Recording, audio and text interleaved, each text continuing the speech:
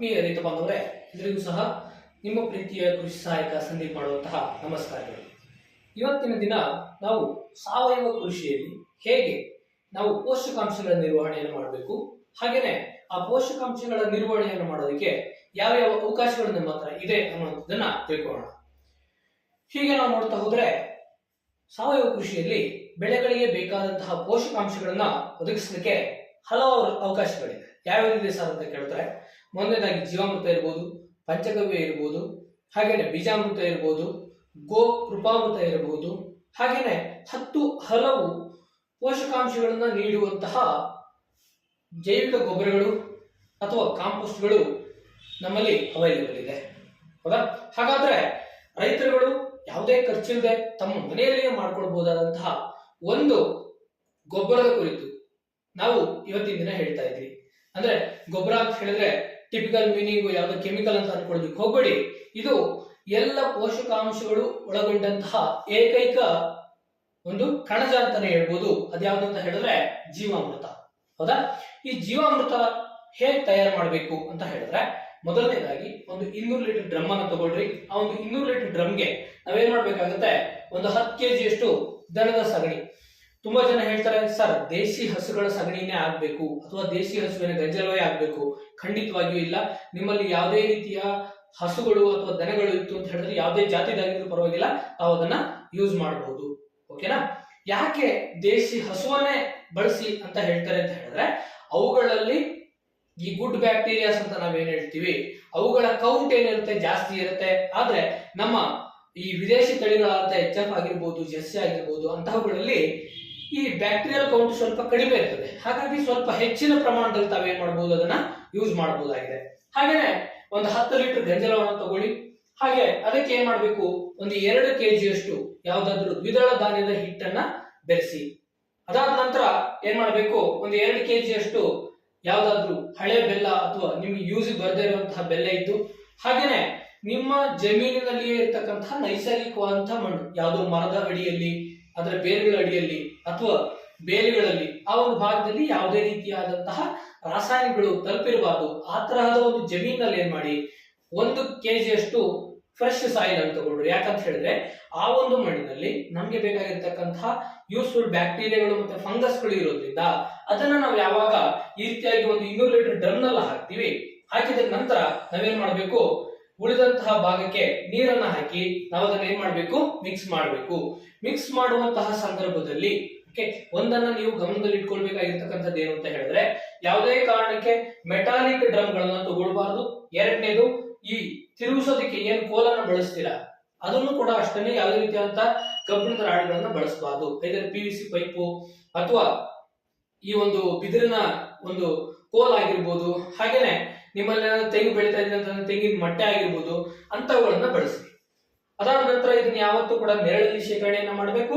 ಹಾಗೇನೆ ಇದಕ್ಕೆ ಏನ್ ಮಾಡ್ಬೇಕಪ್ಪ ಅಂತ ಹೇಳಿದ್ರೆ, ನೀವು ಒಂದು ಗೋಣಿ ಚೀಲವನ್ನು ಮುಚ್ಚಿ ಪ್ಯಾಕ್ ಮಾಡಿ ಬಿಡ್ಬೇಕಾಗತ್ತೆ. ಓಕೆನಾ?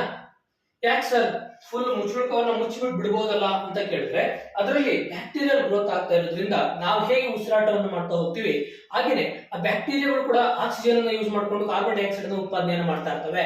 ಯಾವಾಗ ನೀವು ಅದನ್ನ ಕಂಪ್ಲೀಟ್ ಆಗಿ ಕ್ಲೋಸ್ ಮಾಡ್ತೀರಾ, ಆಗ ಅದು ಬಸ್ಟ್ ಆಗುವಂತ ಸಾಧ್ಯತೆ ಕೂಡ ಇರುತ್ತೆ. ಹಾಗಾಗಿ ಗೋಣಿ ಚೀಲವನ್ನ ಹಾಕಿ. ಅದಾದ ನಂತರ ನೀವೇನ್ ಮಾಡ್ಬೇಕು, 7 ದಿನಗಳ ಕಾಲ ಮಿನಿಮಮ್ ಇದನ್ನ ಶೇಖರಣೆಯನ್ನು ಮಾಡಬೇಕಾಗುತ್ತೆ.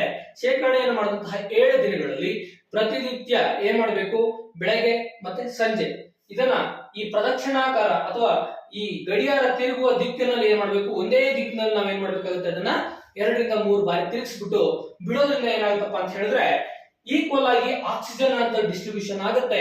ಉತ್ತಮವಾದಂತಹ ಪೋಷಕಾಂಶಗಳು ಅದರಲ್ಲಿ ಸೇರ್ಕೊಳ್ತಾ ಹೋಗುತ್ತೆ. ಅಂದ್ರೆ ಆ ಒಂದು ಬ್ಯಾಕ್ಟೀರಿಯಾಗಳು ರಿಲೀಸ್ ಮಾಡ್ತಾ ಹೋಗುತ್ತೆ.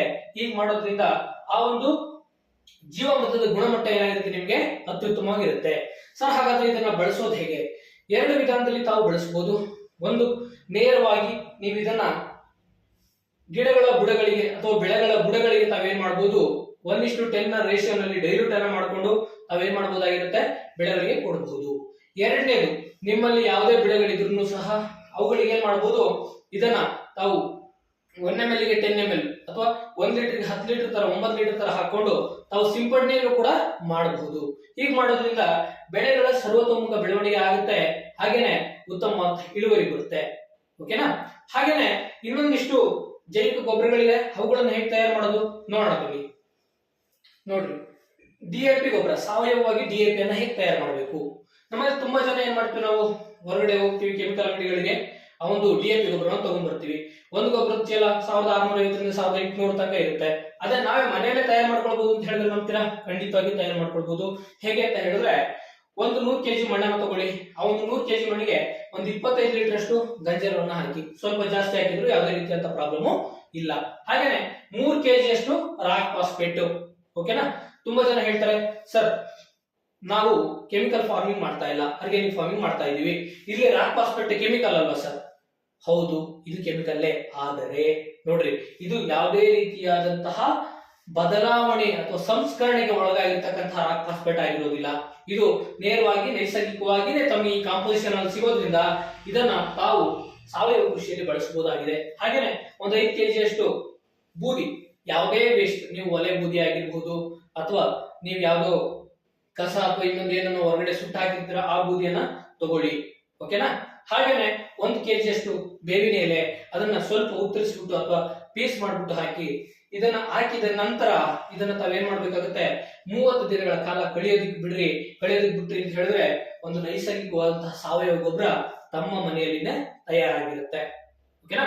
ಹಾಗೆ ನಾವು ಕೆಳಗಡೆ ನೋಡೋದಾದ್ರೆ ಸಾವಯವವಾಗಿ ಯೂರಿಯಾ ಗೊಬ್ಬರವನ್ನ ಹೇಗೆ ತಯಾರು ಮಾಡಬೇಕು, ಹೌದಾ? ತುಂಬಾ ಸಿಂಪಲ್ ನೋಡ್ರಿ. ಒಂದು 200 ಕೆಜಿ ಅಷ್ಟು ಏನ್ ಮಾಡ್ರಿ, ಮರಳು ಅಥವಾ ಮಣ್ಣನ್ನು ತಗೊಳ್ರಿ. ಅದಕ್ಕೆ ಒಂದು 5 ಕೆಜಿ ಅಷ್ಟು ಬೇವಿನ ಹಿಂಡಿಯನ್ನು ಹಾಕೊಳ್ಳಿ. ಹಾಗೆ ಒಂದು 50 ಲೀಟರ್ ಅಷ್ಟು ಗೋಮೂತ್ರವನ್ನು ಹಾಕಿ ಅದನ್ನ ಚೆನ್ನಾಗಿ ಮಿಕ್ಸ್ ಮಾಡಿ 48 ಗಂಟೆಗಳ ಕಾಲ, ಅಂದ್ರೆ ಖಾಲಿ 2 ದಿನ ತಾವಿಟ್ರು ಸಾಕು, ಅದರಲ್ಲಿ ಉತ್ತಮವಾದಂತಹ ನೈಟ್ರೋಜನ್ ಕಂಟೆಂಟ್ ಬಿಲ್ಡ್ ಆಗಿರುತ್ತೆ. ಅದನ್ನ ತಾವೇನ್ ಮಾಡಿ ತಮ್ಮ ಹೊಲಗಳಿಗೆ ನೇರವಾಗಿ ಈ ನಾರ್ಮಲ್ ಯೂರಿಯಾ ಗೊಬ್ಬರವನ್ನು ಹೇಗೆ ಹಾಕ್ತೀರಾ ಹಾಗೆ ಹಾಕೋದ್ರಿಂದ ಉತ್ತಮವಾದಂತಹ ಇಳುವರಿ ತಮಗೆ ಬರುತ್ತೆ. ಓಕೆನಾ?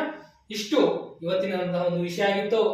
ಇನ್ನು ಉತ್ತಮವಾದಂತಹ ವಿಷಯಗಳಿಗೆ ಫಾರ್ಮರ್ ಫಸ್ಟ್ ಯೂಟ್ಯೂಬ್ ಚಾನಲ್ ನ ಸಬ್ಸ್ಕ್ರೈಬ್ ಆಗಿ ಇನ್ನಷ್ಟು ಉತ್ತಮವಾದಂತಹ ಮಾಹಿತಿಗಳನ್ನು ಕೊಡೋದಕ್ಕೆ ನಾನು ರೆಡಿ ಇದ್ದೇನೆ. ಧನ್ಯವಾದಗಳು.